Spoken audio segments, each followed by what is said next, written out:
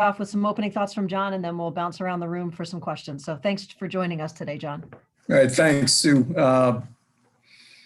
Obviously, an exciting week for us. With the men's team making the Sweet 16, and I think the impact this year, it always resonates, but I think this year it just seems to resonate more with people. And I think given the last year, the challenges that everybody's had to deal with, I think to be able to rally around something, I think the spirit and I think the impact is greater than normal. I want to congratulate our women's team. A tough night last night, but to complete their season, and I said this a couple of weeks ago, in any sport, if you qualify for NCAA competition, you've had a tremendous year. And to do that, to win a game in the first round, and we ran into a juggernaut last night against Connecticut, all credit to them. But I'm very proud of our women's program, Coach Q, his staff, in particular our seniors. Obviously tomorrow we've got a huge lacrosse game with Duke, 7 p.m. on the ACC network. And then Saturday, and I'd be remiss if I didn't mention this, but we're going to honor with memorial one of our greatest ever, Floyd Little in Henry Chapel. And I think Floyd would be incredibly proud of all of our student athletes this week, regardless of the sport, the fact that they're there, they're competing. So we will honor Floyd and we'll celebrate a life of tremendous achievement and accomplishment. Great, thank you, John. And we already have some hands raised, so we'll call on those people. But if anybody else has questions, please show your video so John knows with whom he's speaking, and go ahead and raise your hand. And we'll start with Nico Tamurian from CNY Central. Thank you, and excuse me, John, appreciate your time. I wanted to talk about, and something you've mentioned on these calls with us before. You mentioned the women's basketball team and the overall idea of retiring women's jerseys. I know the pandemic certainly hurt in that effort, but as far as the idea of trying to get that going, and a lot of fans out there even mentioning a name like Tiana right off the bat because of how much she's meant to this program. Can you just take us through that process and where you stand with that, and even how somebody who's an athlete right now could factor into those things? Sure, Nico, and certainly Tiana would be worthy of consideration, no question about that. Yeah, we have a committee. Sue's on the committee. Andrew Goodrich, who's on this call, Andrew's on it, Salatha Willis. And we really want to do this thoughtfully, and we will, and we should honor the accomplishments of our female student athletes. I wish we could have done it sooner. I don't want to do it until we can have fans back in the stands so we could celebrate their achievements appropriately and our community could celebrate it with them. But we're absolutely committed to it. There's a specific criteria that group is created. And again, we want to do this thoughtfully. And the good news, it's a challenge for the committee, is there are so many outstanding candidates. Thanks, John. Next, we'll go to Mario Sacco from Channel 9. Hi, John, good to see you again. With everything that's gone on in this year, where is the thought process as we head now, hopefully on the other side of the curve and everything, talks with the ACC as far as when testing might end or what goes into that aspect of things with everything going on? Mario, no conversations amongst the conference or the 15 schools in terms of when testing may end. And we're not out of the pandemic yet. And we all know that. Now, obviously, there's been tremendous progress made, but we still have, we're still not on the other side of this. So it's incredibly important that all of us continue to be vigilant. The quickest way to get on the other side is to do the appropriate behavior. And when you can get the vaccine, I encourage everyone to get vaccinated. And then anything that we do will be at the advice in the direction of health officials, both locally and on a statewide basis. Thanks, John. Thanks, John. And again, to the members of the media, please raise your hand in the Zoom function to ask your questions. Not seeing any hands right now. I don't believe that there's no more questions, John. All right, Nico's back. Go ahead, Nico. Well, this isn't quite Syracuse specific, so that's why I was kind of waiting. I wanted everybody else to get their questions, but I'll go ahead and fire away now. Something that caught our attention, and given your background with all the years you spent at ESPN, the NFL rights last week, and how now even a streaming service like Amazon has won those Thursday night games. I'm just curious your thoughts on that, and how you kind of see all of this stuff with rights, especially with the biggest league there is in the NFL going forward.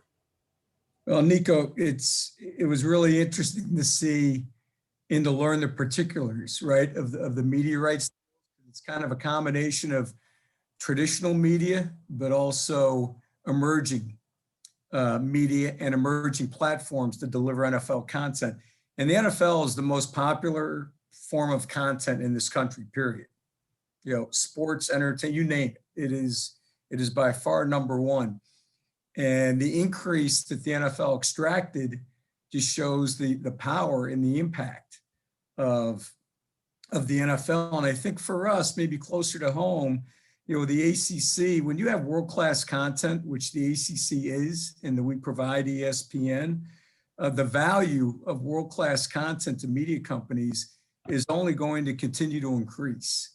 So I think, you know, if you're an entity and you've got that type of content, you should feel confident about your future in terms of your media rights negotiations, in terms of platforms that can distribute your content, and also, you know, the financial terms that you can extract. And the other thing I would say is when you look at on a comparable basis, college sports in general is an incredibly efficient, in quotes, buy for the media networks, because you look at just the sheer volume of content that the ACC provides ESPN every year, and comparably speaking, we do so at a very, very advantageous financial position to ESPN. Not that the ACC doesn't do well, because we do, but that just shows the value of all of our content. And I think last week's NFL deals just underscore that. Thank you. Thanks, John. Now we'll go to Nate Mink from Syracuse.com.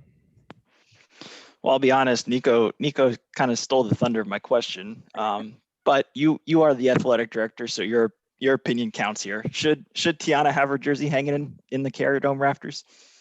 That's Nate. That's a really good question. Yeah, I look forward to the recommendations of our committee, but I think all of you know what I think of Tiana, and I've said it many times.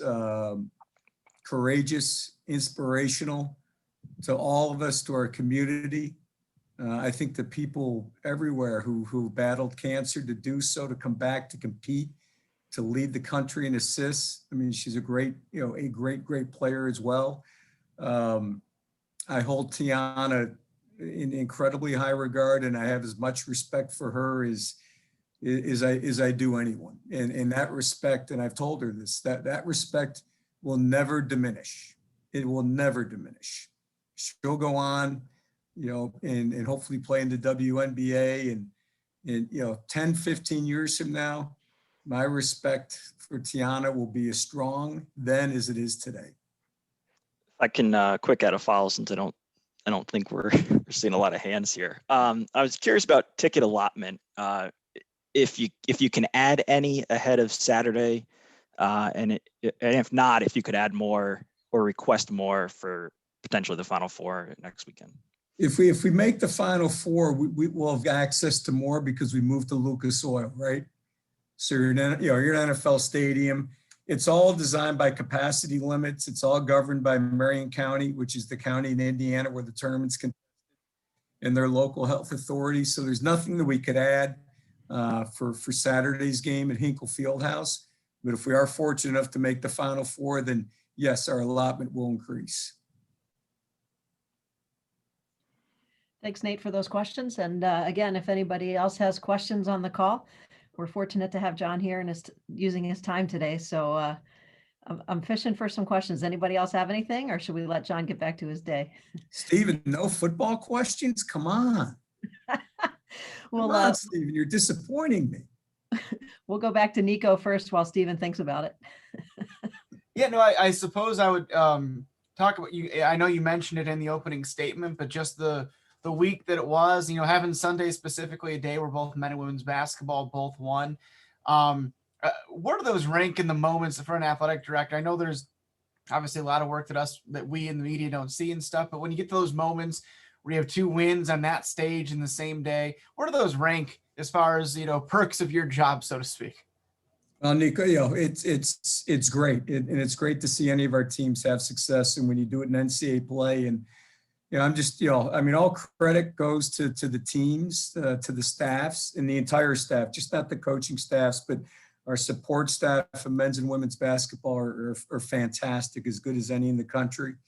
We give thanks to our fans for their support. Our fans are unbelievable, but it's pretty neat when you're in this position, and to have both my sons attend both games in Indianapolis, and to see the joy that they had, that's pretty special memories for a dad, and I'm thankful, and we'll cherish that. And again, I do think this year means a little bit more to everybody because of the challenges that we've had over the past 12 and a half months. So I want people to enjoy it. Hopefully we give them more reason for joy. And again, I think one of the great attributes of sports, and I was really fortunate to see this in person in a couple particular instances, really special instances at ESPN, is sports. It brings people together, right? And from disparate backgrounds together, and it brings people together for a common purpose, right? To